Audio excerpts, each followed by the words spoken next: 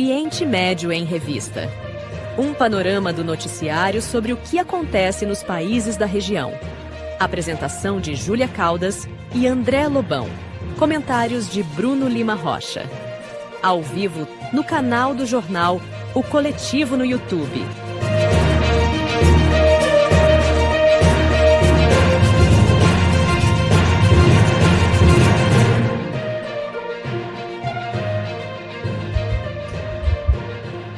Olá, eu sou André Lobão e comigo estão Bruno Lima Rocha e Mohamed Ali. Olá.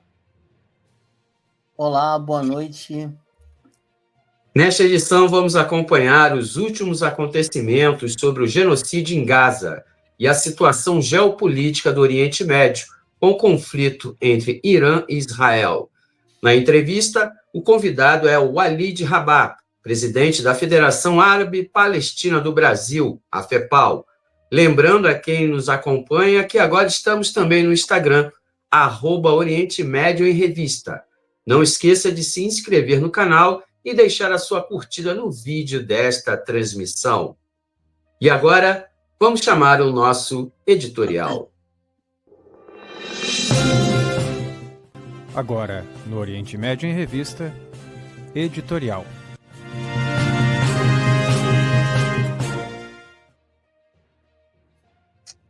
Então, tudo de novo.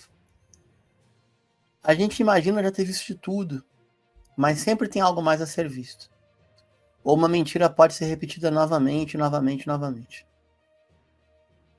Na quinta-feira da semana passada, para não errar a data, segundo o fuso horário brasileiro, 12 de junho, já era uma sexta-feira 13, no oeste da Ásia, que o inimigo chama de Oriente Médio. O Estado sionista atacou o Irã de maneira supressiva, uma agressão direta. É um crime pelo direito internacional. Mais um, né? O modus operandi foi até inovador, porque tinha uma série de operadores em terra, agentes, mercenários e terroristas a serviço do Mossad, que atingiram o sistema de defesa aérea interno. Então, durante algumas horas, Israel passeou sobre os céus do Irã. E esse primeiro passeio atingiu principalmente instalações industriais, a tentativa de chegar a bases militares, mas residências onde estavam líderes da Guarda Revolucionária, pessoas que ocupam um alto escalão do Estado iraniano e também professores universitários da área de física. Até um reitor da Universidade de Azad. Todos físicos nucleares. A partir daí o Irã respondeu. Demorou um tempo, mas respondeu. O tempo foi curto comparado com o ano passado. Enquanto a gente está conversando aqui nesse programa, já é a 11ª onda de retaliação do Irã. 11ª onda de retaliação. A aposta em Tel Aviv é que não durar 2 dias. Estamos indo para o 5º. Mas é interessante observar como funciona a hierarquia dos estados do sistema internacional. A Agência Internacional de Energia Atômica nunca fiscalizou uma ogiva em Israel. Israel teria de 90 a 400, ou seja, ninguém sabe quantas tem. E produziu um relatório falso, insistindo que o Irã estava beneficiando o urânio a mais 60% e poderia chegar na bomba a qualquer momento. Vamos lá. Isso lembra alguma coisa? Lembra a proliferação de armas químicas no Iraque de Saddam Hussein entre 2001 e 2003? Lembra, né? Isso lembra um ataque de falsa bandeira, como no Golfo de Tonkin, em 62, que, perdão pela tosse, seria justificativa para a escalada da guerra do Vietnã, também lembra, e por aí vai. O Donald Trump, ele é um pouco mais explícito. Netanyahu é um cara de pau. Ele fala que o Irã vai construir a bomba no mês seguinte, há 33 anos. Ele fala a mesma coisa. 33 anos. O Donald Trump recebeu informe de pelo menos 4 agências de inteligência dos Estados Unidos dizendo o seguinte: o Irã não tem a intenção de fazer a bomba, o Irã não está fazendo a bomba, o Irã não fará a bomba. resposta do Donald Trump parecia aquele governador de São Paulo, que diante de uma chacina em Santos falou, e daí? Tô nem aí? Então, o Trump falou, estou nem aí. Não importa o que digo. Só cuida do microfone, pessoal. Não importa o que digo. Vamos mais. Ainda no campo da sinceridade máxima, o primeiro-ministro alemão, Friedrich Merz, ele acabou de... Ele falou isso hoje, né? Não hora que pegar o nome certinho desse miserável aqui, mas é isso mesmo. Premier alemão, não, Friedrich Merz, isso aí. MRZ. Falou o seguinte: queria agradecer ao premier Netanyahu por Israel fazer o trabalho sujo do Ocidente. Foi textual, tá? Vamos além? Emmanuel Macron, o banqueiro que se acha Napoleão, ele disse o seguinte: condenamos a agressão, não recomendamos a agressão militar, queremos uma desescalada, mas, aspas, Israel tem o direito de se defender. Se não foi atacado, ai, vamos mais? Vamos além? O G7. O G7, que é o grupo dos países ricos e pró-Ocidente, é Estados Unidos, Canadá, aí vem Grã-Bretanha, França, Itália, Alemanha, Japão. Japão e Alemanha são ocupados militarmente pelos Estados Unidos, embora a Alemanha já membro da OTAN. Itália tem base nos Estados Unidos, França também, Grã-Bretanha nem se fala, Canadá também. O que foi decidido no G7 em relação ao conflito entre Israel e Irã? Nada. O G7 propôs uma resolução pedindo um acordo de paz e o presidente dos Estados Unidos, o Donald Trump, saiu mais cedo e disse que não ia assinar nada. Sim, não vai assinar nada. Perguntado na sexta-feira passada sobre o que ele achou do ataque israelense, ele disse que foi uma grande realização, foi um grande feito. Netanyahu está de parabéns. E começou a blefar. O que vai acontecer? A gente não sabe. Para encerrar. Hoje o Irã é o único país do planeta que pega uma parcela do seu orçamento nacional e coloca para a causa palestina. Do jeito dele, mas coloca. E não é em palavras, é em armas. E, querendo ou não, é o país mais avançado em termos científicos e tecnológicos de todo o mundo islâmico. Ou seja, mais de 2 bilhões e 200 milhões de pessoas. Hoje o Irã é o último país daquilo que o inimigo chama de Oriente Médio que tem condições de se contrapor a Israel. Fosse uma guerra de atrito convencional, tu atira daqui, eu atiro daqui, o Estado sionista perdia em 18 dias, segundo o próprio Estado sionista. Tem gente que fala que é em 15. O Estado de Israel disse, 18 dias é o que a gente tem para aguentar com o Irã. A gente aposta que eles vão esgotar primeiro. Só que hoje, terça, 17 de junho, saíram da Grã-Bretanha 2 aviões cargueiros, ou seja, cargueiro não é de carga física, é de combustível para reabastecimento, e 12 caças F-35. Já que só nas últimas 24 horas o Irã abateu 28 aeronaves israelenses. 28. Não é pouca coisa. E 4 F-35. Ano passado, chato que vos fala aqui, quase gritava, né? Tentava gritar em uma TV do Oriente Médio dizendo o seguinte: por que ninguém consegue abater o F-35? Agora consegue. Quanto tempo aguentaria Irã e Israel? Israel sem o apoio direto dos Estados Unidos? Não, muito pouco, uma semana. E para fechar, eu queria ler para vocês uma trajetória aqui. A gente vai para o Alido, que é muito mais interessante do que eu ouvi falar. Então vamos lá. Informação quentinha, chegou hoje, tá? Observação. O WhatsApp foi recomendado não ser mais utilizado no Irã. O governo recomendou. Por quê? Pertence à Meta e a Meta localiza pessoas para Israel fazer de alvo. Perdão a tosse. Dos 28 pilotos capturados nas últimas 24 horas, Um deles era de F-35, que ontem derrubaram mais um F-35. É o avião mais moderno do mundo. Ele foi derrubado e aí declarou o seguinte: quando o míssil balístico é lançado de Isfahan, que fica no Irã, em direção a Israel, a primeira forma de interceptação que se dá é o exército dos Estados Unidos no Iraque. Era para ter saído do Iraque já há um tempão. Não era nunca para ter entrado, mas já era para ter saído há quase 3 anos. Depois vem as aeronaves Rafale francesas que estão nos Emirados Árabes. E a Arábia Saudita libera o seu espaço aéreo. Se não conseguir, tem um porta-aviões estadunidense, Carl Vinson, no Golfo Pérsico, também tentando derrubar com os mísseis do navio. Então, se o míssil iraniano escapar, tá, de estadunidenses no Iraque, franceses nos Emirados, o uso do espaço aéreo saudita e o porta-aviões gringo no Golfo Pérsico, aí depois tem que driblar a Força Aérea da Jordânia, o exército gringo na Jordânia e as aeronaves Typhoon e F-35 da Força Aérea Real Britânica que estão no Chipre. Depois, se o míssil passar dessas sete armadilhas, são dragões, como diz na gíria, ele tem de passar pelo Arrow, que é a flecha 3, vai tentar derrubar esse míssil a 2.000 quilômetros.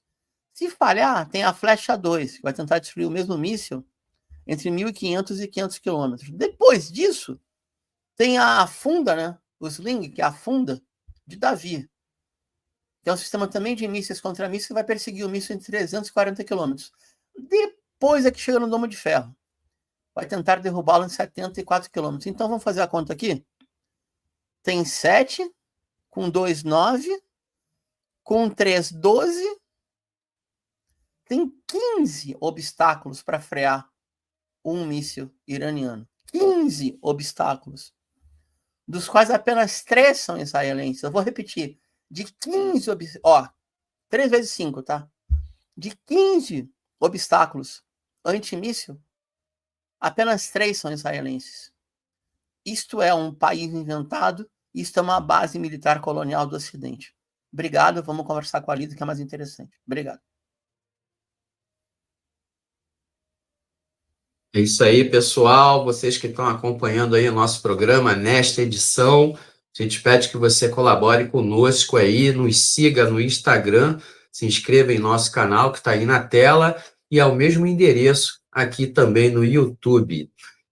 Pedimos também a colaboração através do nosso Pix para a sustentabilidade da nossa produção. O QR Code está aí na tela e o endereço do Pix passando abaixo. Na sequência, vamos conversar com o convidado de hoje, o Walid Rabah, presidente da Federação Árabe Palestina do Brasil. Bem-vindo, Walid. Obrigado pela sua presença. Boa noite, André. Boa noite, Muhammad. Boa noite, Bruno. Boa noite aos internautas que nos acompanham hoje no Oriente Médio em Revista. Primeiro de tudo, Walid, eu agradeço. Eu vou começar. Opa, desculpa, Walid. Não, eu só queria agradecer a introdução que o Bruno nos deu para evidenciar que, na verdade, essa é uma grande guerra ocidental, em que Israel é aquele poodle que está ali comendo ração confortável e quando aparece alguém de chinelo, ele vai lá e morde o calcanhar. Ou seja, depois que todos os bulldogs e tudo que você possa imaginar mordem, aí alguém que passou com o chinelo havaiano com o calcanhar de fora, o poodle vai lá e morde. É isso. Walid, eu vou começar colocando 2 pontos. Esse conflito iniciado na quinta-feira passada, dia 12, em que o Israel começou a agredir o Irã está revidando, e a intensificação do genocídio em Gaza. Como é que essas duas situações se relacionam? Bem, a primeira delas é que Israel agride a região desde que existe. A segunda delas é que na interconexão, vamos primeiro para Israel. Israel está tentando esconder o genocídio em Gaza. Isso é fatal. Segundo, o Netanyahu precisa se salvar, inclusive internamente. Terceiro, Israel precisa se salvar da opinião pública internacional, global e da opinião pública qualificada, já que alguns governos já anunciaram sanções e embargos à parcela dos ministros desse governo genocidário. Precisa também esconder o fiasco desta operação toda de extermínio do povo palestino, e isso tudo nada melhor do que uma guerra. Isso também ajuda a salvar o Trump, presidente estadunidense, dono desse genocídio e deste poodle. Afinal de contas, qual a paz que o Trump entregou até o presente momento? Os russos não estão dando bola para essa conversa furada do Trump, nem os chineses.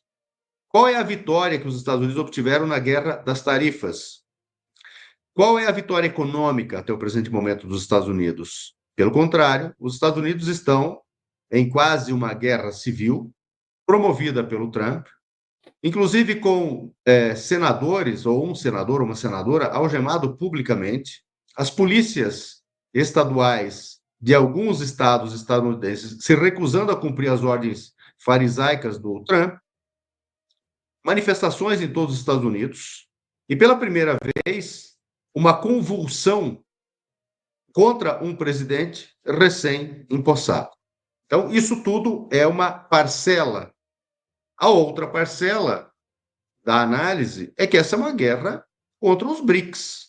É um país BRICS sendo atacado. A guerra no Oriente Médio, esse momento genocidário na Palestina, e também contra o Líbano e contra... É bom lembrar que o ataque ao porto e a destruição do porto de Beirute já faz parte da destruição das possibilidades de conexão da China com o Mediterrâneo Oriental, bem como do arranjo para BRICS. A destruição da Síria tem esse mesmo objetivo, e tudo isso, claro, se conecta com o que acontece na Ucrânia. Tem um dado também que muitas análises não deram bola. Os ucranianos anunciaram terem atacado bombardeiros estratégicos com capacidade nuclear russos em território russo. Esse ataque não teria sido possível sem os Estados Unidos terem participado dele, no mínimo entregando informações. Porque Estados Unidos e Rússia têm um tratado neste particular para controle e monitoramento em que ambos entregam informações um para os outros sobre isso. Por isso que essas aeronaves, inclusive, não estão em hangares escondidas. Portanto, os Estados Unidos desencadearam uma guerra com características nucleares através de um poodle chamado Ucrânia contra a Rússia. Uma guerra que acontece já, no mínimo desde 2004, recrudescida a partir de 2014, a partir do momento... E depois os russos tomam a iniciativa em 2022. Se isso tudo que nós estamos vendo no Irã levar a um sucesso estadunidense, podemos ter certeza que a próxima bola da vez é o Egito, com desestabilização interna, a Arábia Saudita, com algum tipo de arranjo anti-saudita, do qual participará a Israel Árabe, Emirados Árabes Unidos, que é a laranja podre nos BRICS, e que tem que ser excluída. A meu juízo, os Estados Unidos, inclusive, se ficar demonstrado para a opinião pública mundial que Israel perdeu frente ao Irã, a derrota é dos Estados Unidos. Ela nunca será de Israel. As pessoas comemorarão contra Israel na rua, mas a boa análise dirá: os Estados Unidos perderam. Razão pela qual os Estados Unidos não podem permanecer guerreando com o seu procurador Poodle. Terá, a meu modesto juízo, que entrar com algum nível de destruição contra o Irã e depois dizer que aprendeu a lição, coisa parecida, para tentar algum outro arranjo. E, por fim, eu finalizo. Se esta é uma guerra contra os BRICS, ou parcela dela, o que farão os BRICS, incluído o Brasil? Se esta é uma guerra contra os BRICS, haverá uma guerra de desestabilização interna, alguma coisa como guerra híbrida, em seu estágio mais avançado, desencadeada no Brasil. ela já está desencadeada. Porém, ela terá novos tons. Isso tudo precisa passar pelo nosso escrutínio. Sem isso, a gente perde a capacidade de análise. Perfeito. Walid, a gente, né, quinta-feira, vendo o início do conflito, né, teve uma comissão de prefeitos brasileiros presos, né, ficaram lá nos bunkers, né, para mim é uma propaganda mundial e para o Brasil, né, ficaram presos lá e saíram, né, anteontem, né, foram a convite do governo genocida, né, do governo do apartheid, fazer o que lá, não sei. Eu acho que eles, na minha opinião, deveriam ser questionados do que eles foram fazer lá. Gostaria de saber da tua opinião. O que leva prefeito, deputado, senador, né, ministro do Supremo para Israel? Trem da alegria sionista. Isso.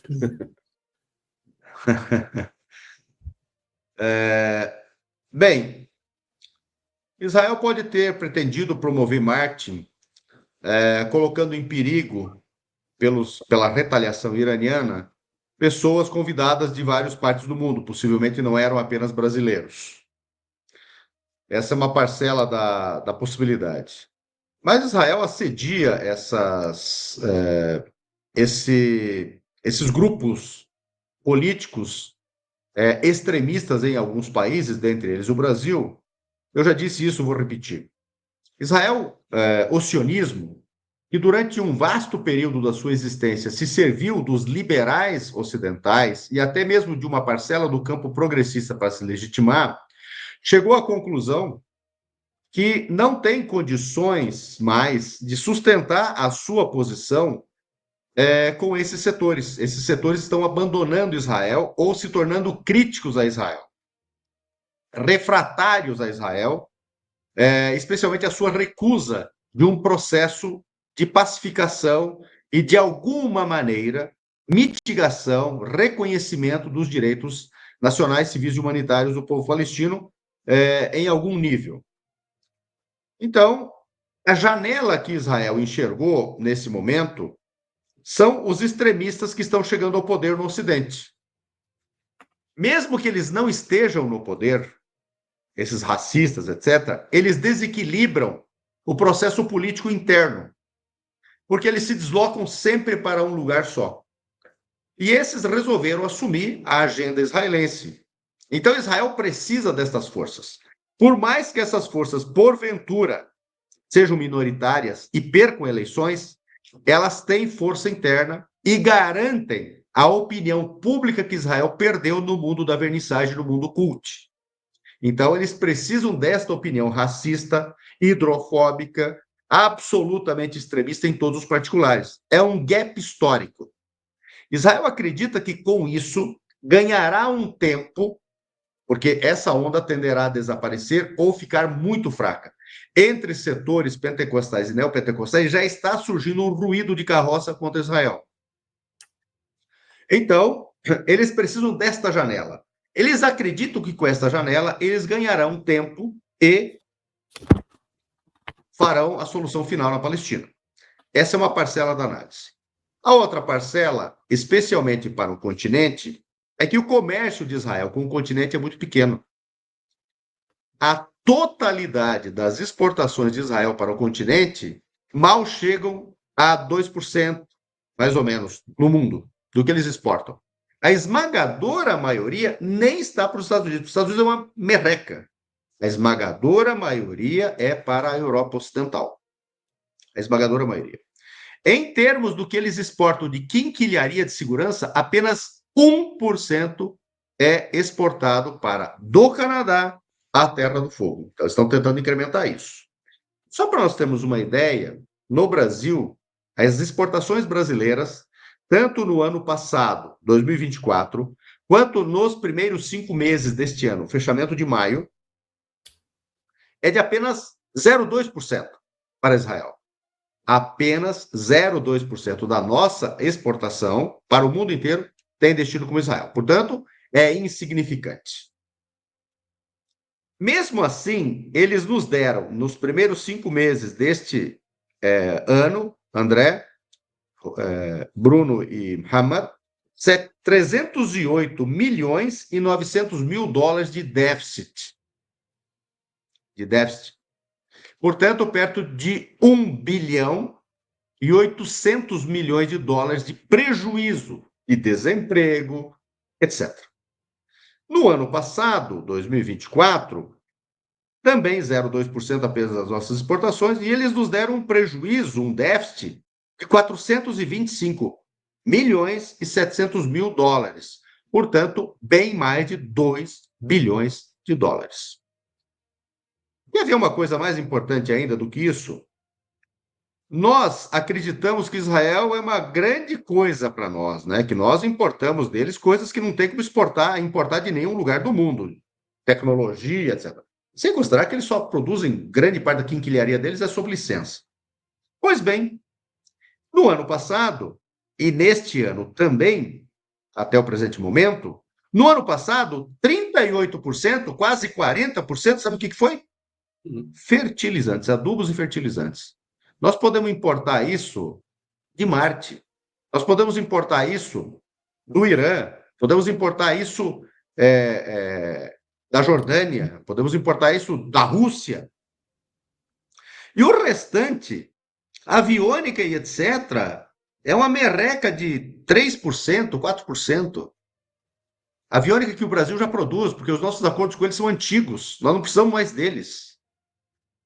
E neste ano, 33% foi exatamente disso. Todo o resto que tem tecnologia, aeronaves e outros equipamentos, incluindo suas partes, 8,3%. Quer dizer, Israel não representa nada para o Brasil. E essa gente que eles levam para tentar incrementar isso, especialmente no momento em que a opinião pública brasileira quer o rompimento com Israel. Então, hoje, seria muito mais fácil redirecionar a nossa compra de adubos e fertilizantes e a gente quebraria eles.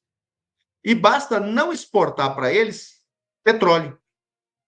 Só. Nós quebraríamos eles. Então, o último elemento nessa...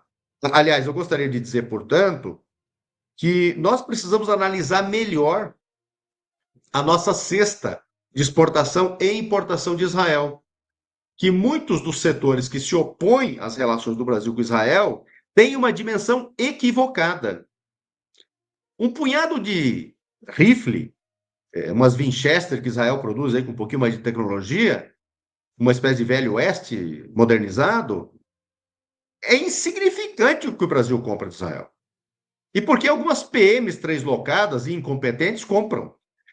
O que a Taurus produz no Brasil é muito mais eficiente tecnologicamente, inclusive em termos de munições, e mais barato aqui no Brasil. Entretanto, esse bando de gente cafona, que dá vergonha no Clodovil de tão cafona que é essa gente prefere comprar de Israel. Por quê? Porque quer viajar para lá, quer fazer turismo, etc. E essa rapaziada que foi agora, que são prefeitos, vices, secretários de segurança pública de alguns municípios, e um deles é vice-presidente, aliás, tem um cargo, não é de vice-presidente, é um outro cargo, na Confederação, na Federação dos Municípios do Brasil. Eles foram com tudo pago. Segundo eles, essa é a desculpa. Eles não estão gastando nada do erário. Mas quem está pagando? Por que interesses? Então, nós vamos ter que descobrir que empresas estão pagando, que empresas eles visitaram, que interesses eles estão defendendo. Um gestor público não pode viajar à custa de empresário que vai vender produto. Não pode, em nenhuma hipótese. E, por fim, uma coisa que eu considero muito escandalosa, e essa sim pode também levar ao ajuizamento de ações contra esses gestores públicos, você pode ir para um país que está cometendo genocídio à luz dos princípios esculpidos no artigo 4º da Constituição que orientam a política externa brasileira? Você pode fazer esse turismo genocidário enquanto o Brasil é signatário da Convenção para o Genocídio, apoia a investigação da África do Sul, a investigação da Corte Internacional de Justiça, a pedido da África do Sul, que investiga o crime de genocídio. Você pode visitar um país cujo primeiro-ministro tem um mandato de prisão expedido pelo Tribunal Penal Internacional? Você pode visitar um país que fere a Convenção para o Colonialismo, de que o Brasil também é signatário, e é um decreto, portanto, é legislação internalizada, tal qual a Convenção do Genocídio? Você pode visitar um país que a totalidade das resoluções da ONU são desrespeitadas? Inclusive a 273/3, de 11 de maio de 1949, que admite Israel como Estado-membro e que tem como cláusulas condicionantes a Resolução 181 e a Resolução 194, restauração geográfica da Palestina histórica e restauração demográfica com o retorno dos refugiados, cláusulas expressas e não cumpre? Perfeito. Você pode visitar um país que está atacando um país, o Irã, que é signatário do Tratado de Não Proliferação Nuclear, tal qual o Brasil é, e os dois países integram o grupo de 189 países signatários, que ataca esse país ao mesmo tempo, aquele que está atacando Israel, não é signatário, tem ogivas nucleares, armas nucleares, vetores nucleares, bombardeiros nucleares oferecidos pelos Estados Unidos. Você pode? Não, não pode.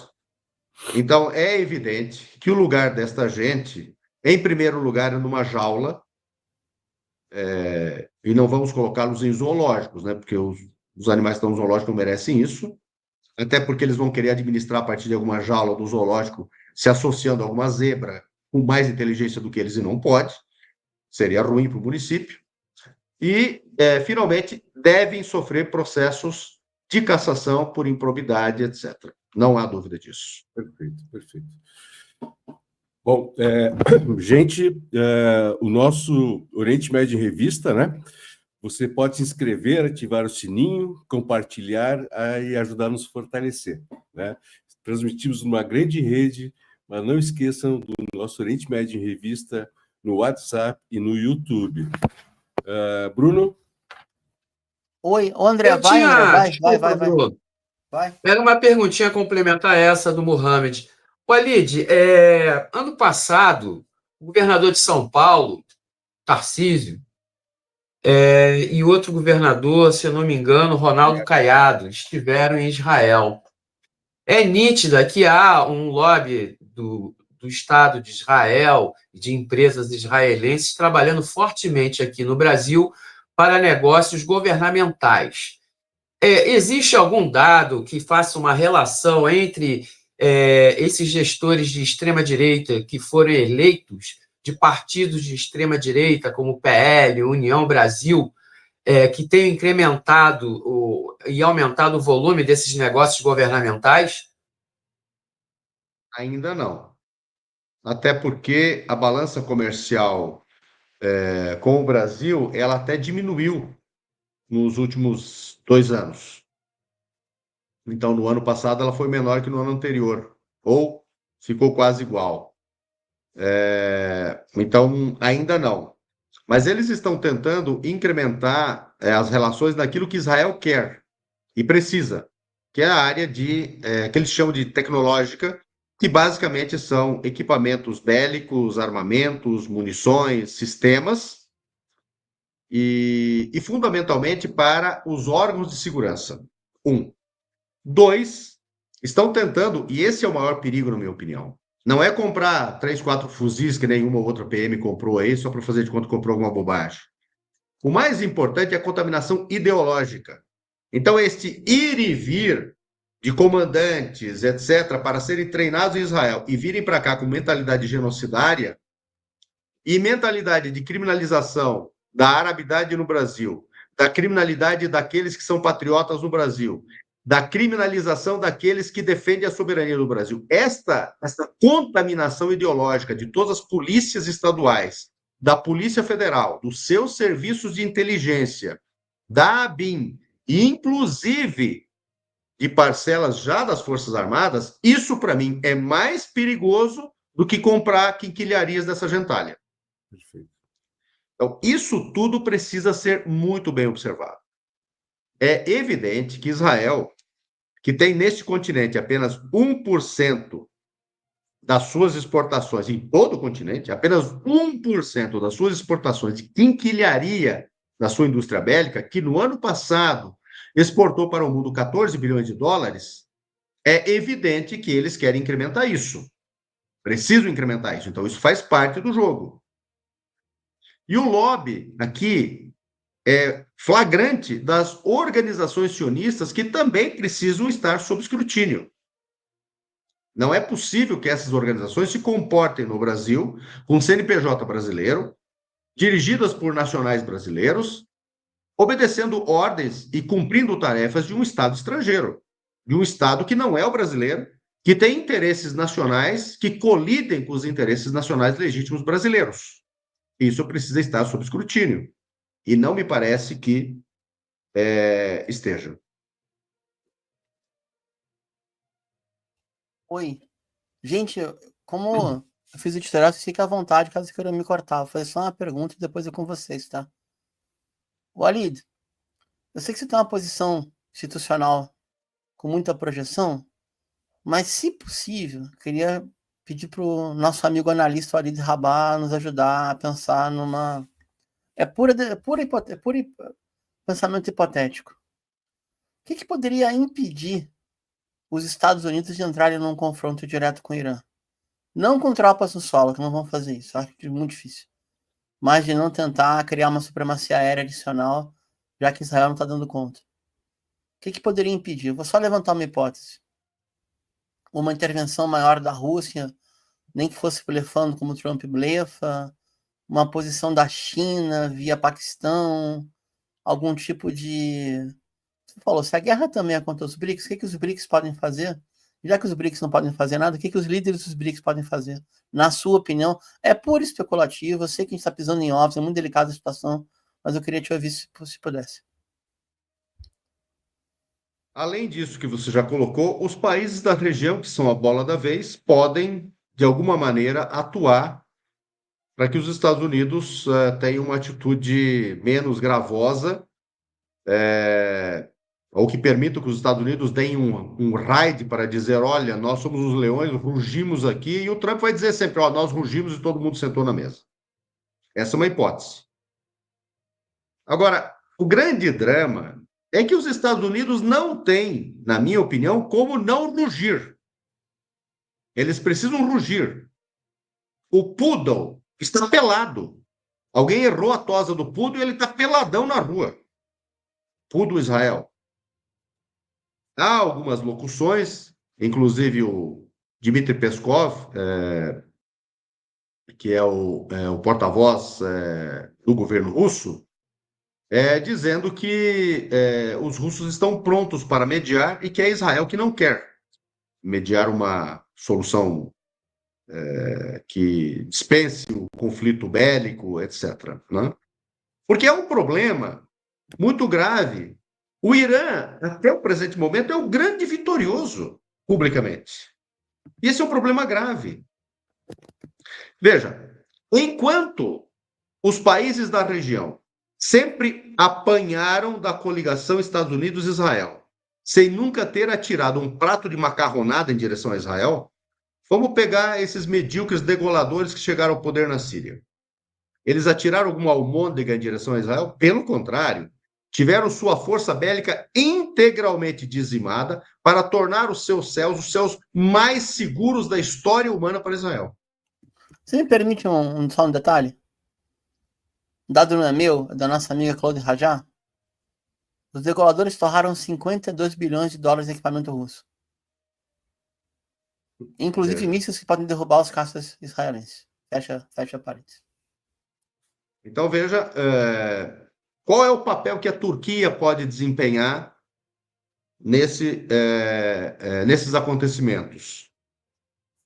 Qual é o papel que pode desempenhar o Paquistão nesses acontecimentos? O que a Índia está jogando? Porque a Índia é quinta coluna interna, em tese. Só que como a guerra é contra os BRICS, de um modo geral, para impedir um mundo multilateral, do qual a Índia usufruiria, numa espécie de reprodução tardia sob outra fórmula do movimento dos países não alinhados, porque o BRICS é mais ou menos uma tentativa, Bruno, não sei se concorda, de rearranjo do mundo à lógica do movimento dos países não alinhados de 55, a partir de 55, na Carta de Bandung, os 15 princípios. Né? Concordo 100%. Logicamente que agora você tem a Rússia, que naquele tempo era um país com o qual não se alinhava, mas era também um discurso farisaico, porque havia um alinhamento com a União Soviética de países que se apresentavam como não alinhados. Né? Então, o grande drama é, os Estados Unidos precisam rugir, o Irã aparece como um grande vitorioso, o poodle foi tosado até ficar sem pelo e está pelado, rosa na rua, Israel, e os Estados Unidos, o que vão fazer? Né? Então, os atores regionais contam, não sei como é que eles vão agir, e nós estamos aí, por enquanto, não tendo informações suficientes para analisar com concretude. O que eu posso assegurar mesmo, é que uma rapaziada muito inculta e que sabe de geopolítica tanto quanto eu de física nuclear, e eu não sei nada de física nuclear, teve que morder a língua com a reação do Irã. Não só nessas terras tupiniquins, essas terras desses trópicos, e Equador mais ao norte, quanto da região do Oriente Médio. Há um problema, finalizo, Bruno, também não sei se vocês concordam, há uma humilhação para o chamado mundo árabe. O Irã está dando uma lição neste mundo árabe. E uma parcela deste mundo árabe parece não ter vergonha na cara e em outras regiões do corpo. Veja, enquanto os seus céus são livres para que Israel ataque o Irã, os seus céus tentam interceptar os mísseis iranianos que respondem a Israel. E alguns tiranozinhos, tiranos daqueles Lego da região, bravatam que derrubaram os mísseis. É evidente que até o mundo mineral sabe que eles não têm capacidade de derrubar nada. Eles não têm capacidade de fazer uma festa junina bem feita. Entretanto, então, isso está trazendo um preço para os países do Oriente Médio frente ao mundo que eu não sei se foi tão ridículo quanto a palhaçada da época do Lawrence da Arábia. Francamente, não sei. É humilhante isso. Isso tem preço também. E o Irã está colhendo essa fatura. Gente, rapidinho, só porque eu vou esquecer, eu juro que é a última. Walid, poxa, agora eu vou fazer uma pergunta quase declaratória. É possível que esse exemplo do Irã ele consiga ultrapassar em termos de empatia e aprendizado político para além do xiismo?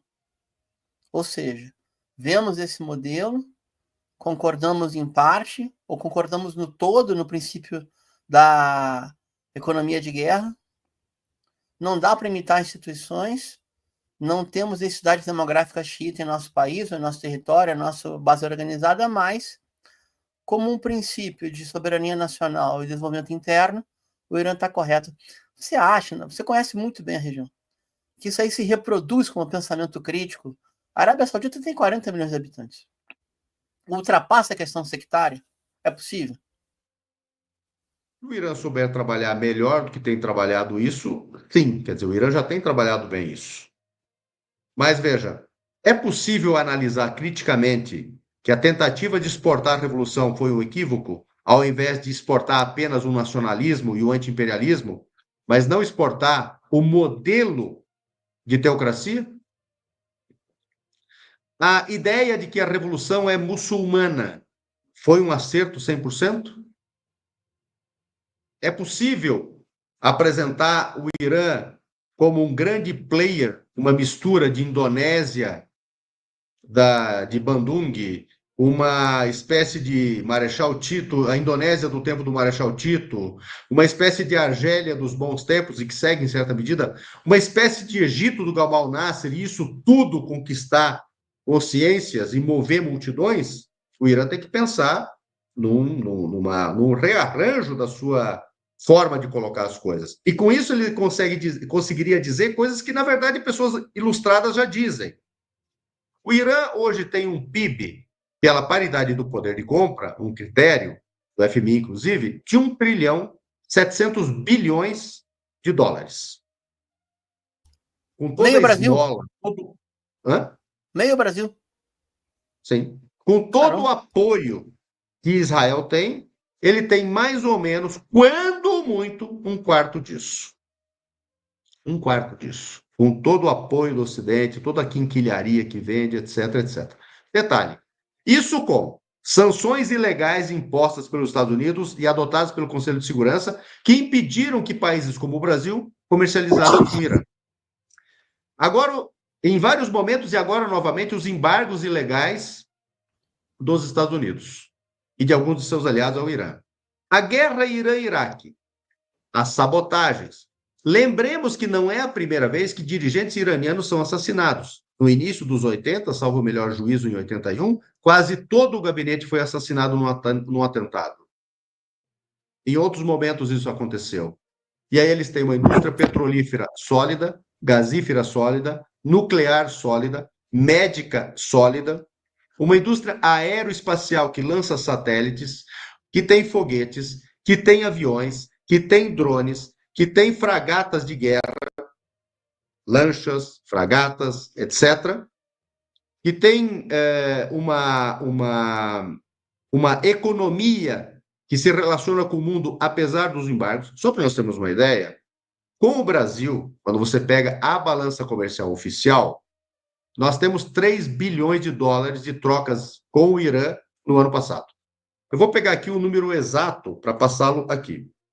Só que esse número não expressa, infelizmente, eu vou tentar explicar por quê, ele não expressa a realidade concreta do Irã com o Brasil. Por quê? Porque, infelizmente, em virtude dos embargos estadunidenses, que impedem que o Irã utilize o sistema SWIFT e que aqueles que comercializam com o Irã tenham pagamento das suas importações, bem como das suas exportações, do fluxo de trocas internacionais regulares, eles têm que exportar por meio de países parceiros, que são os chamados intermediários. No ano passado, 2024, nós tivemos trocas internacionais com o Irã de 3 bilhões e 11 milhões de dólares, com um superávit de 2 bilhões 992 milhões de dólares. Detalhe, além desses 3 bilhões de comércio, nós tivemos 5 bilhões de comércio com o Irã por meio de intermediários. 8 bilhões e mais de 7 bilhões de superávit para o Brasil. Quanto dá isso em reais? Isso dá estrondosos 40 bilhões de reais. Isso traz de emprego, renda, desenvolvimento da indústria nacional, etc. Isso tem que ser apresentado para a sociedade brasileira. Isso está sendo apresentado para a sociedade brasileira? Precisa urgente. Ou nós estamos vendo, e vocês são bons entendedores, fotos em Brasília com alguns palhaços. Acho que é isso que nós temos que dizer. Então, eu que não sou teocrático, não defendo o governo teocrático, sou laico, sou pela afirmação máxima dos direitos civis e humanos, etc, etc, etc, e que poderia ter críticas plausíveis à forma de governar do Irã, defendo, à luz dos acontecimentos, entotam a totalidade dos direitos iranianos. E se eles conversarem melhor com a sociedade, inclusive do Oriente Médio, seguramente aquilo que foi o Egito do Gamal Nasser ficará pequeno do que será o Irã do século XXI. A Pérsia ficará pequena. Ciro ficará pequeno. É isso aí, você que acompanha a nossa transmissão. A transmissão está sendo simultânea pelos seguintes canais: Oriente Médio em Revista, GGN, Brasil de Fato, Rio Grande do Sul, A Voz Trabalhadora, Canal da Geopolítica e O Coletivo. Bom, e aos sábados, esse programa é retransmitido no canal da Revista Fórum. Mohamed, tem superchat rolando, né? Tem que agradecer ao pessoal. Sim, vamos lá. Vamos passar aqui. Gente, a audiência está grande hoje. A audiência acumulada desses canais já ultrapassou a 2.500 pessoas. É muita gente.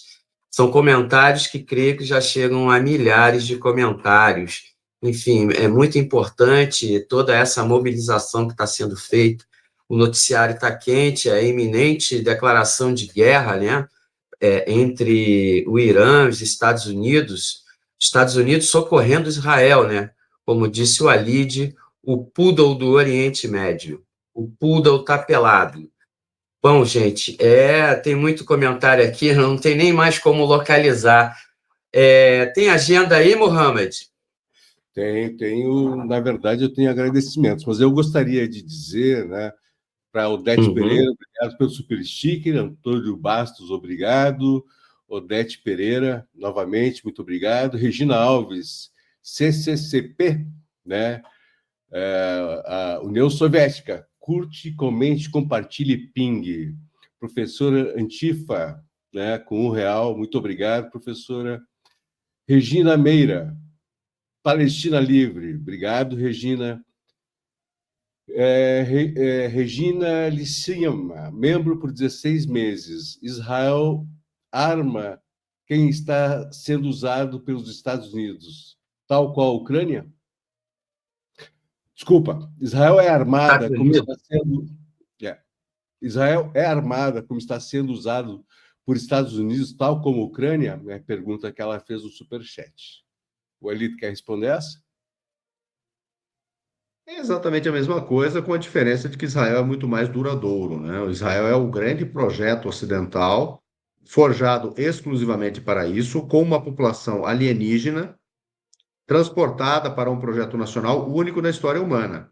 A Ucrânia não. A Ucrânia tem um povo ucraniano que está ali há milhares de anos, fundindo com os russos ou não, isso não importa. Então a Ucrânia é diferente. A Ucrânia tem uma identidade nacional, a Ucrânia tem uma identidade demográfica e territorial. Os humores da Ucrânia de hoje são outra coisa. Então, não precisa, quando a gente comparar esses momentos de situação e posicionamento geopolítico de país, é sempre preciso destacar a excepcionalidade do que é o projeto colonial genocidade israelense. A Ucrânia, na pior das hipóteses, ninguém pode dizer que a Ucrânia está cometendo genocídio contra a parcela de uma população que ela está ocupando.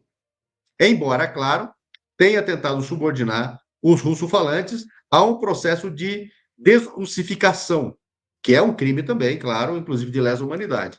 Mas não se compara ao que Israel faz, e a Ucrânia existe de verdade. O equívoco das suas elites, etc., isso é outra história. A Ucrânia existe um ucraniano. Não é essa invenção sionista israelense. Então, é preciso diferenciar isso. Eu vi que teve uma pessoa que, quando eu falei de Ciro, perguntou Ciro Gomes. Não, Ciro o Grande, lá da Pérsia. Não é o Ciro Gomes. É importante. Eu só gostaria também de falar das manifestações que aconteceram, né, de quinta a domingo, que foram muito grandes. Eu tenho percebido que os comitês têm crescido e o engajamento das pessoas com os comitês e a vontade de fazer novos comitês pelo Brasil, pelo interior do Brasil, aumenta. Né? A sensibilidade do povo brasileiro, né, junto à causa palestina e ao sofrimento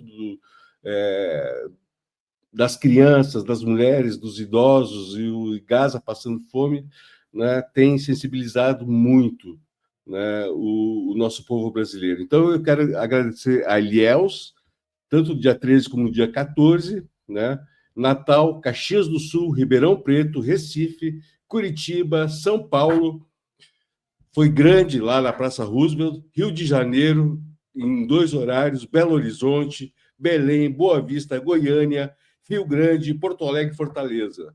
E também tem agora na quarta-feira, de 18 às 14 horas, no centro do Rio, uma concentração da Biblioteca do Parque, Alto pelo Fim do Genocídio na Palestina.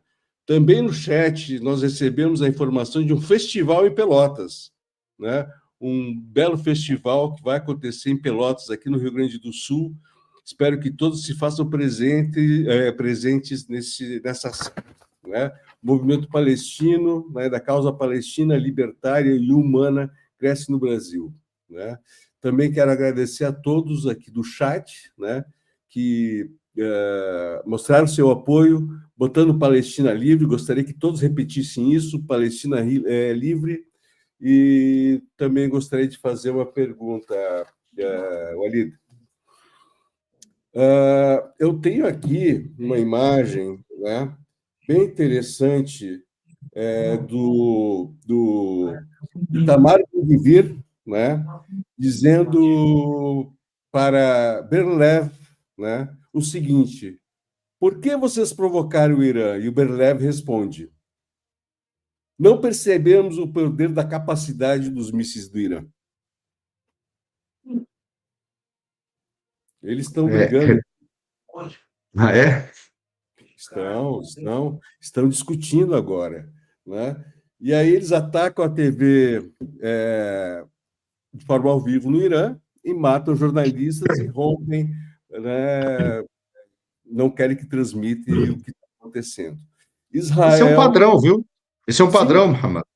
Quanto menos notícia, né, Sim. melhor, né?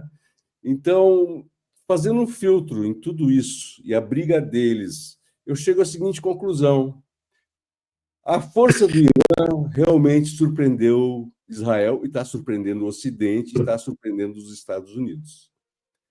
Essa força, ela vai, sim, acredito que contaminar as ruas árabes, né? E eu acredito que, inclusive, vai contaminar as ruas americanas, porque 16% do povo brasileiro, segundo uma pesquisa, está a favor de que os Estados Unidos entrem na guerra contra Israel. São números, eu estou falando em números. Então, esses números, digamos, numa guerra um pouquinho mais lenta, seria o final, né, do Império Sionista? Ou eles vão ter que usar alguma coisa, né, mais forte, tipo arma nuclear, e de uma forma mais acelerada, carimbar na testa deles o genocídio, né, sobre um povo? Porque eles estão bombardeando e querendo destruir e fabricar bomba suja, que é os resíduos nucleares, e contaminar o povo do Irã. Eles não param de bombardear, né, as unidades de enriquecimento de urânio, né, lá no Irã. Por favor, Walid. Bem, primeiro de tudo, a guerra ela já tem um aspecto nuclear, porque atacar usinas nucleares, sejam elas com destinação nuclear ou não, implica na possibilidade de vazamento de material nuclear, portanto, radiação altamente contaminante e que pode ultrapassar em até milhares de quilômetros o epicentro do ataque. Então, esse ataque já é um ataque de lesa humanidade contra todo mundo. Esses ataques às usinas nucleares iranianas, que seriam ilegais em qualquer aspecto. Fossem elas para o nuclear... Me permite uma coisa, eu quero lembrar as pessoas sobre Chernobyl, né, e a usina lá do Japão, né, de Fukushima, que espalhou radiação nuclear e temores pelo mundo. Isso pode acontecer no Irã. Por favor. Agora vamos pegar. Os Estados Unidos são o único país da história humana que utilizou armamento nuclear. O único, até hoje. Então, veja, os Estados Unidos com Israel. Israel está cometendo um genocídio televisionado, o pior da história, o único da história, com a maior matança de todos os tempos, 9.997 crianças por milhão de habitantes de Gaza, contra 2.813 por milhão de habitantes da Europa da Segunda Guerra Mundial. Quer dizer, Israel mata com os Estados Unidos, em relação ao período nazista, 3,55 vezes mais crianças por milhão de habitantes na Palestina. E 4.000 vezes mais do que as 2,5 crianças mortas ao completar 2 anos da guerra Rússia e Ucrânia. Por que esse dado é importante? Porque esta é a diferença entre uma guerra entre 2 estados e uma guerra de extermínio, quando você extermina crianças nessa proporção. E não está nem aí. Ou seja, não há freios morais, que dirá legais, éticos, para Israel, nem para os Estados Unidos. Então, nós podemos esperar algo pior, o uso de armamento nuclear. Este poodle pode ficar desesperado? Pode, perfeitamente pode. E o Irã não poderia responder na mesma altura, porque o Irã não tem armamento nuclear. Mas fica sempre a pergunta: se eles podem atacar um país que não tem armamento nuclear com armamento nuclear, quer dizer que toda a humanidade está sob este risco. E uma corrida armamentista louca, eventualmente o Brasil até mesmo, vai precisar de armamento nuclear. Aliás, eu sempre achei um atentado à soberania nacional brasileira ter aberto mão da capacidade bélica nuclear brasileira. Se iria necessariamente ter um artefato, sim ou não, é outra história. Agora, que o Brasil teria que estar com capacidade, teria que estar com urânio enriquecido naquele quantum, para o momento eventualmente necessário tomar decisões estratégicas, deveria. Não é possível que um país como o Brasil fique como se fosse a Guatemala. Não, o Brasil não é a Guatemala. O Brasil não é o Uruguai, com aquele punhado de carneiro e algumas pessoas tocando o carneiro e outras passeando em Montevidéu. O Brasil é um país continental. O Brasil precisaria. Eu não descarto essa hipótese. Só queria fazer uma consideração, só para nós termos uma ideia do grau de desavergonhamento, né? Hoje, em 2 momentos, Israel, aquela empresa, Fundação de Ajuda Humanitária para Gaza, uma empresa inventada na Suíça, cujos sócios são estadunidenses e israelenses, mercenários da parte dos estadunidenses e da parte dos israelenses, ex-funcionários do Mossad e alguns ainda na ativa no Mossad, está administrando, entre aspas, ajuda humanitária, inclusive, neste caso, gerindo o genocídio pela fome, e hoje atacaram em 2 momentos a multidão faminta que aguardava a ajuda humanitária nos locais previamente determinados para esperar. Numa delas, em Khan Yunis, os ataques foram por armamento, por tiroteio, e mataram mais de 60 pessoas e feriram mais de 200. E hoje, isso foi de manhã. À tarde, fizeram um ataque aéreo em situação idêntica e mataram 6 pessoas e feriram 30.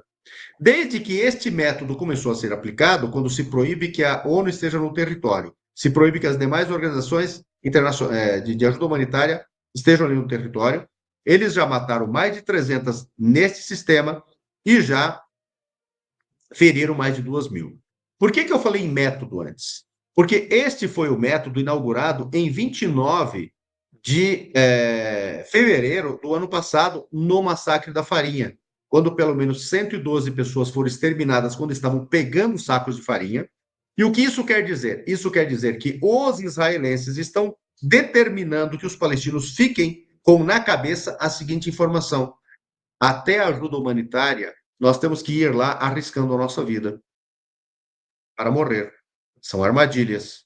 Isso me leva a acreditar que todo o restante é método e será aplicado eventualmente contra o Irã. Você falou da matança de jornalistas no ataque à TV estatal. Ora, o que eles fizeram em Gaza? Eles mataram 219 profissionais de comunicação até agora, contra apenas 69 em toda a Segunda Guerra Mundial, e que proporcionalmente, considerando a população da Europa daquele momento e a de Gaza agora, e considerando o tempo de guerra naquele momento, contra o tempo de guerra agora, isso daria mais de 180.000 jornalistas exterminados pela escala genocidária aplicada em Gaza hoje, na Europa da Segunda Guerra Mundial. Portanto, atacaram o hospital no Irã. Por quê? Porque este é o método. Atacaram a população civil. Porque este é o método. Atacaram a TV estatal. Porque este é o método. Atacaram a infraestrutura vital. como, por exemplo, uma refinaria, que nada tem que ver com a guerra, porque este é o método. Então, o que eles fizeram em Gaza, se eles puderem, eles fazem em qualquer lugar do mundo. Por fim, eu quero finalizar com um argumento que não tem sido explorado. Todo mundo está dizendo que Israel é um país nuclear, atacando farsescamente outro que não é nuclear. O que não é nuclear se submete ao regime de inspeções da Agência Internacional de Energia Atômica, que até agora não foi capaz de dizer se há ou não. Ao contrário, nos seus relatórios diz que não há armamento. O quanto eles mentem de vez em quando que o enriquecimento pode ter chegado a tanto, pouco importa, porque o Irã disse que enriqueceria a mais do que o previsto no acordo quando os Estados Unidos se retiram do acordo nuclear. Tudo isso está sendo dito, mas não está sendo dito outra coisa. Os Estados Unidos querem que todo o Oriente Médio e o Irã também não tenha capacidade missilística. Porque os Estados Unidos sabem que não tem armamento nuclear. O que eles querem é que o Irã capitule quanto à sua capacidade defensiva missilística. O que ficou provado agora? Se o Irã não tivesse os seus mísseis, ele poderia defender a sua soberania? Não. Então, está claro que o Irã está certo na sua capacidade missilística. Ou se a Síria tivesse essa mesma capacidade, seria atacado? O Irã seria atacado? A Palestina seria atacada? O Iraque seria atacado? E é por isso, inclusive, que países como a Turquia e o Egito têm acordos agora de aquisição dos russos do sistema S, o 400 e o 500. Por quê? É fundamental blindar o seu espaço aéreo. Quem não for capaz de blindar o seu espaço aéreo e não ter capacidade profunda de atingir o inimigo agressor, está perdido. E foi isso que aconteceu com todos os países que não fizeram isso. A Líbia é um exemplo. A Líbia é um exemplo flagrante. Logo, o Irã provou para o mundo que está certo em sua capacidade bélica construída na indústria nacional. Ô, Walid, me vê tentar ser rápido, né? Mais uma vez, a condição analista tua, a gente tá. Admito agora, a gente tá meio fora do teto já, de repente. Mas se cada um quiser fazer mais uma, essa aqui é a minha última, eu garanto. Por que não é trabalhado? É uma pergunta, tá? Não é uma pergunta pro Walid, militante, tá? Não presidente da FEPAL. Por que não é trabalhado a defesa do tenente-coronel José Paulo Amarante, assassinado pelo Mossad no Brasil em 1981? Por que a gente mal se lembra da sabotagem da base de Alcântara? Mas também não tem um lapso aí, um espaço vazio na questão da soberania brasileira? E porque são temas que, em tese, se sobrou ainda algum nacionalismo nas Forças Armadas. Eu fiquei muito contente. Quando a gente entrevistou o Eduardo Abel, eu descobri um oficial nacionalista do Exército. Eu já estou feliz. Já.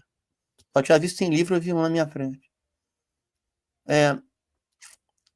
Não seria um espaço para entrar? Porque, é uma pauta que o sionismo detesta. Porque qualquer país soberano para eles é uma ameaça. E segundo, é uma pauta que os Estados Unidos têm um pavor maior ainda. Pelo tamanho e a potencialidade do Brasil. Caberia, né? Estou pensando em voz alta aqui. Acho que caberia um debate a respeito, pelo menos. Queria ouvir tua opinião, por favor. Bom, ele foi assassinado em 81. Era o José Alberto Amarante. Eu acho que ele era tenente-coronel, né? Da aviação brasileira, da aeronáutica. Isso, formado no da Força Aérea Brasileira. E ele era uma espécie de grande condutor do programa nuclear brasileiro. E foi assassinado em circunstâncias absolutamente suspeitas, e as investigações preliminares apontam que um cidadão israelense, plantado em São José dos Campos, plantado na forma de dono de um hotel, que seria o sujeito que teria comandado a rede de assassinos e contaminou por material radioativo, exatamente no mesmo sistema que foi assassinado Yasser Arafat, no caso do Yasser Arafat por polônio, e isso teria resultado na sua morte por leucemia em poucos dias. Isso foi em 81.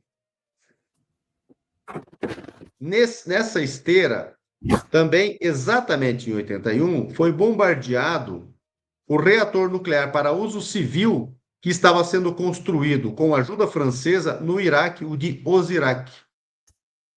Neste mesmo período, o Brasil tinha um grande acordo de cooperação em sentidos militares, etc., com o Iraque. O Iraque se desenvolvendo e o Brasil também se desenvolvendo. E também, nesta mesma década, porém um ano antes, o Iraque foi mergulhado numa guerra estúpida por procuração com o Irã. Veja, nós voltamos sempre para a mesma confusão, não é? E depois de tudo isso, logicamente que isso seguramente atrasou o programa nuclear brasileiro, essa conjugação internacional, bem como o assassinato do Amarante, atrasou o programa nuclear brasileiro. E quando chega ao poder o Fernando Collor de Mello, um sujeito que chega no poder apoiado pelos Estados Unidos, depois, muito tardiamente, já senador, ele faz uma espécie de autocrítica quando ele vai para a Síria e volta e faz um baita de um discurso no Senado contra toda a articulação para destruir a Síria. Mas naquele momento, o que ele faz? Ele acaba com o programa nuclear brasileiro. Acaba não só com o programa nuclear brasileiro, acaba com a nascente indústria de informática brasileira, que hoje seria uma das maiores e mais importantes do mundo. Acabou naquele momento com as suas políticas de abertura, que ele chamava que era de abertura, ele acabou com uma coisa fantástica que talvez hoje fizesse do Brasil ser sede de grandes big techs. Acabou com todas as empresas de tecnologia, inclusive aquelas de busca. No Brasil, não se fazia busca pelo Google, se fazia busca pelo KD, que foi comprado. Então, é evidente que isso tudo é para destruir a soberania brasileira. Nós tínhamos uma indústria de computadores aqui que hoje colocaria a da Coreia do Sul no chinelo. O que a Coreia do Sul tinha? Inclusive, quando houve o golpe militar no Brasil, um ramo empresarial brasileiro foi perseguido. Um deles eram aqueles que produziam colhedeiras no Brasil. E, consequentemente, este ramo da economia não existe mais. Assim como foi destruída a Companhia Brasileira de Tratores. Assim como foi destruída a Fábrica Nacional de Motores, que produzia caminhões. E nós não temos indústria automobilística. Como pode um país do tamanho do Brasil, do mercado que tem o Brasil, não ter uma indústria automobilística? Então, isso tudo precisa ser discutido, e isso tudo precisa ser discutido pelo campo democrático e popular e civilizatório brasileiro.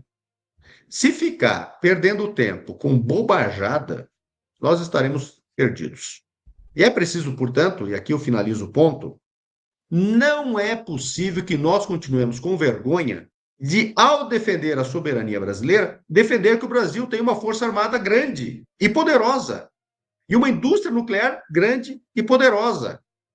O que precisa ter é gente fardada digna de estar no Brasil e defender o Brasil. Isso é outra coisa. O quanto que esse punhado de bêbados nesses círculos militares, esses clubes deles, ficam lá bêbados, mijando nos seus pijamas e defendendo o golpe, isso é outra história. Essa gente cafona. O que nós precisamos é entender qual é o papel das Forças Armadas num país soberano como o nosso. E qual é o papel deles, sendo progressistas, nacionalistas, etc. Por isso nós temos que afastar o sionismo das Forças Armadas brasileiras. Por isso que nós temos que afastar o sionismo das polícias militares brasileiras.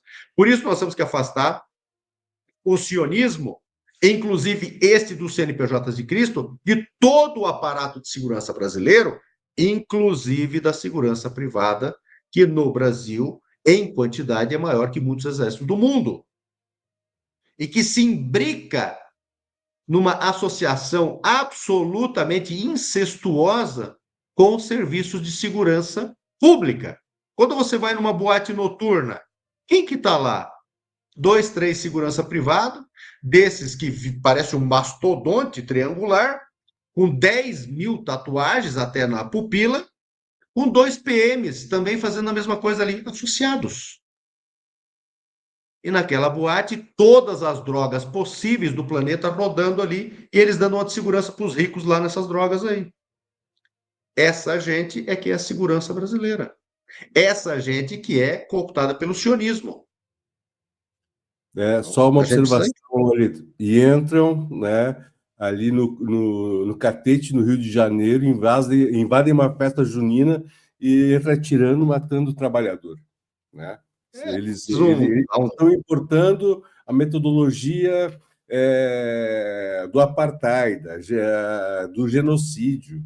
Eles estão dividindo esse país. Isso é muito Exatamente. demais. Exatamente. Meus caros, Exatamente. eu estou muito feliz Temos de um estar com minuto para vocês. você, Walid. Suas Isso, eu tô com considerações visita aqui. finais. Você consegue em um minuto? Eu preciso dizer só uma coisa. Nós temos que debater mais geopolítica sob um ponto de vista brasileiro. Nós temos que começar a interpretar qual é o nosso papel no Brasil, esse país potência, etc. Porque esse negócio de ficar sabendo o que comeu Xi Jinping e não saber nada do Brasil, isso é inaceitável. Então nós temos que começar a debater o Brasil. Entender o Brasil, 1. 2. Precisamos entender qual é o papel que exercem veículos de comunicação como esse, e eu vou afirmar aqui para finalizar.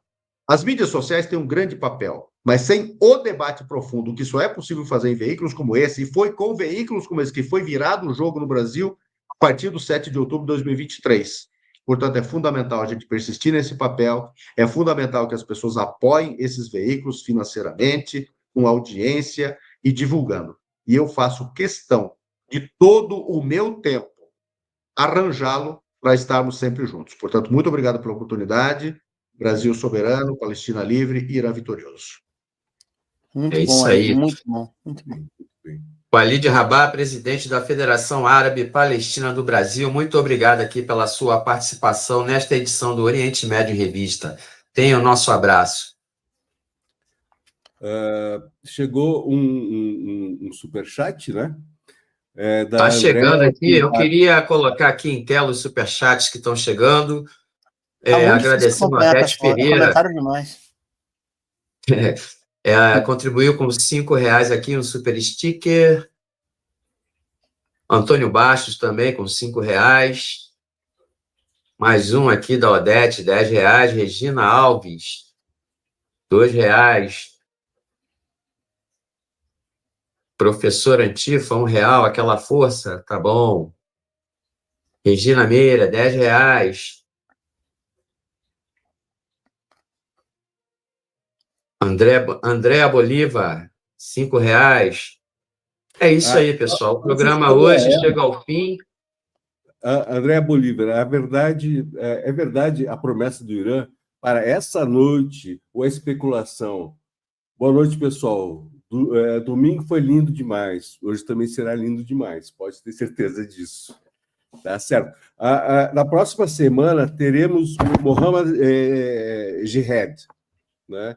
Que ele é especialista em Mossad e espionagem. Ele tem um trabalho muito interessante. Convido a todos para a próxima terça-feira, às 21 horas, fazerem presentes para conhecerem mais sobre esse assunto tão interessante e tão infiltrado na polícia, né, e no Exército Brasileiro. Bruno? Obrigado a todo mundo. Gente, hoje está meio fora de protocolo. Walid, como sempre, muito obrigado por estar aqui. Mohamed, André, Alan, Juan, que está na retaguarda. Os filhos do Alan, que estão com ele, que eu ouvi a voz também.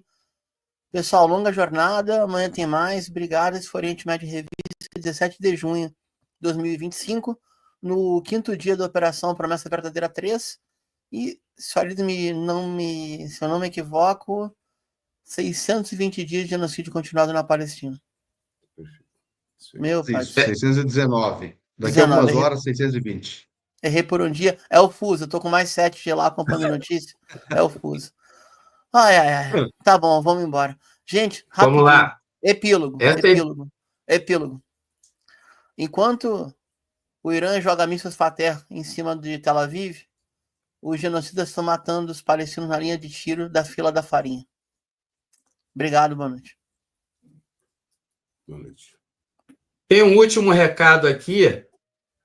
É o lançamento do livro Você Deu em Pagamento o Meu País, de Gayat Almadum. Será realizado amanhã o lançamento aqui no Rio de Janeiro, 18 de junho, a partir das 18 horas, na Livraria Leonardo da Vinci, que fica na Avenida Rio Branco 185, subsolo, lojas 2, 3 e 4. Então, repetindo, o lançamento amanhã do livro Você Me Deu em Pagamento o Meu País, de Gayat Almadum, com a presença de Gayat Almadum e Laura Pietro, da editora Tabla. Vai rolar um debate com mediação de Luiz Gustavo Carvalho. Bom, esse foi o recado. Lembrando para você que... Vamos encerrar aqui. Só um minutinho, tá meio enrolado. Estou de volta. Essa edição de Oriente Médio em Revista fica por aqui e esperamos você em nosso próximo episódio aqui no canal. Nosso programa conta com a produção técnica e jornalística de Alan Camargo, André Lobão, Bruno Lima Rocha, Christopher Dalalana, Juan Carvalho, Júlia Caldas. Contamos também com a participação de Mohamed Ali, do Comitê pela Paz na Palestina contra o Apartheid e o Genocídio. Aproveitamos para convidar a você que nos assiste a curtir e compartilhar nosso programa em suas redes sociais e também a deixar o seu like aqui no vídeo desta transmissão. E a quem quiser colaborar com o programa, nosso Pix está passando aí na tela. Lembrando que Oriente Médio em Revista está também no Instagram. Nos siga no @Oriente Médio em Revista. É importante dizer que nosso programa é transmitido de forma simultânea nos seguintes canais: Oriente Médio em Revista, O Coletivo, A Voz Trabalhadora, GGN, Canal da Geopolítica, Brasil de Fato Rio Grande do Sul e aos sábados no canal da Revista Fórum. O Oriente Médio em Revista é uma realização do Instituto de Cultura, Comunicação e Educação Popular, o ICEP. Valeu, um abraço e até a próxima.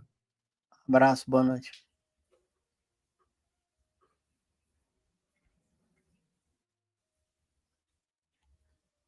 Vamos lá.